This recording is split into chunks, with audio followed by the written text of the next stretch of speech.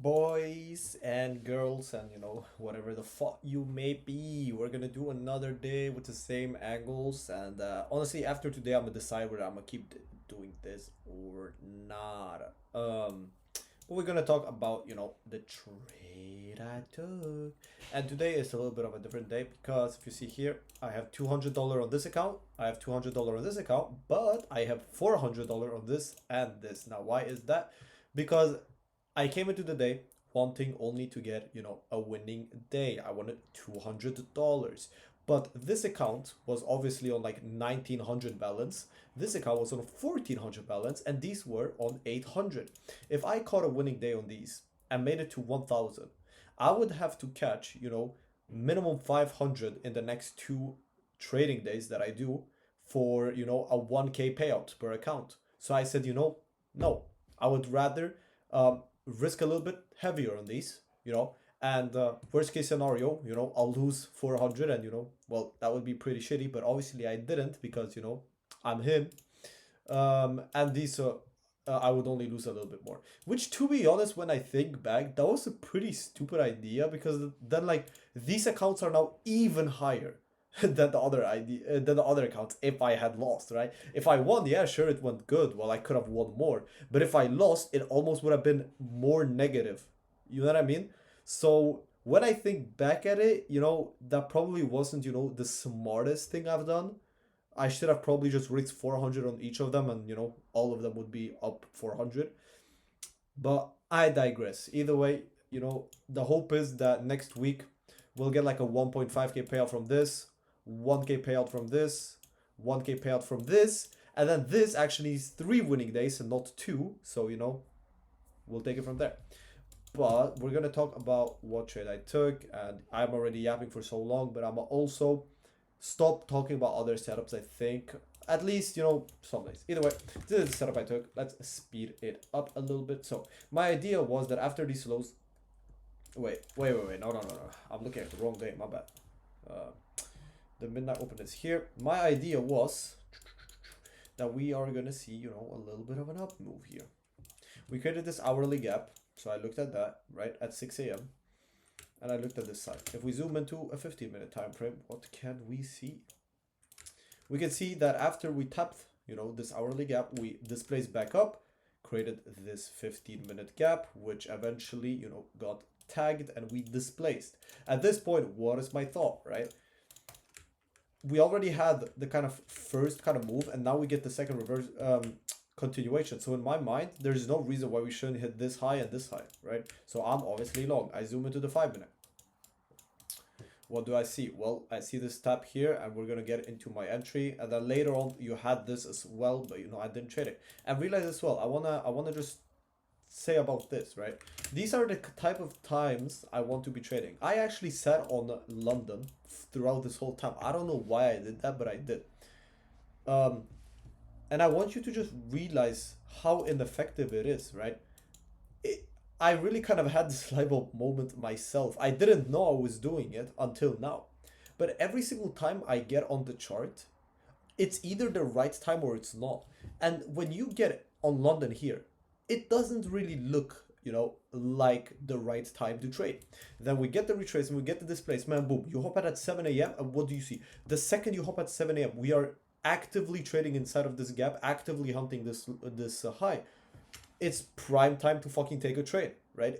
I don't even need to sit here for a long time because it's either gonna happen now or it's not gonna happen, right? It's the kind of same thing. You hop on 930 here, right?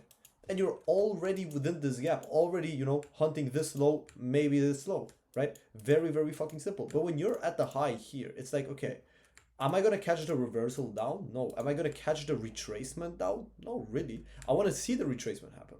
So what is the reasonable thing to do? Hop off the chart and let it fucking happen.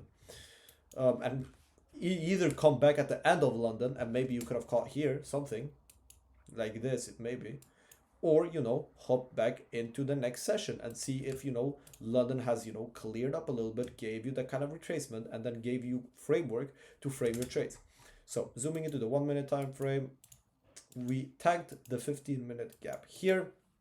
I was looking for longs towards this high and this high, and ultimately we inverse it right here. And when I get a candle like this, I'm really expecting, you know, speed and efficiency to continue us. My stop loss was placed here at the latest swing low after the inversion with my 1-to-1, because again I only wanted the winning day. So essentially also how I managed it is, you know, this candle happened, we created this gap, my stop loss stayed the same, and then when this candle happened I went break even. You know, it came pretty fucking close, but I was just sitting there like, please hold us, and you know, we ended up holding us. Boom, swept that high, and I made 1.2 bandos. Yeah, that's pretty much it. That's yeah, it's you know, not you know, difficult at all. It's very in your face, and the fact that again you see it, you know, I'm not looking at like some secret, you know, you see this, it's here, you know, hourly gap and hourly narrative higher, you know, 15-minute displacement and fair value gap, you know, retracement into that gap and a displacement away from that gap. Is that complicated? I don't think so, bro. I'm gonna go on here. I'm gonna go on here, right? I'm gonna go on here and I'm gonna say I don't think that's complicated. I don't. And you know, just to round it up, because this video is very, very short now, it's like, again, if you look at London, can you see the difference of how clean this move is straight to the high? When you have narrative, you have context, right? If you're longing this price action, you are geeked. If you are shorting this, you know, a little bit more respectful, but you are still geeked, right? And I'm not gonna lie, this is not something I've known for a very long time. This is something that I've pretty much figured out, you know, now or in the last few days. Is the best trades I have is always when I get on the chart and the setup is already there. And 99% of the time, if I hop on the charts and the setup isn't there, 99% of the time, it doesn't appear in that session. It doesn't, right?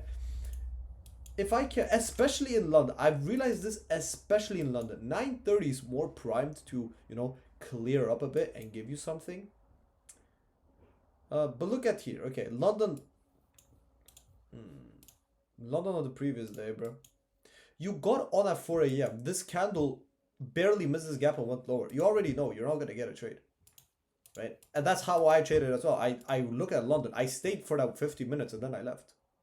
Now here, you are coming on the chart where we just swept highs, display straight through, and we're actively trading in a 50-minute gap.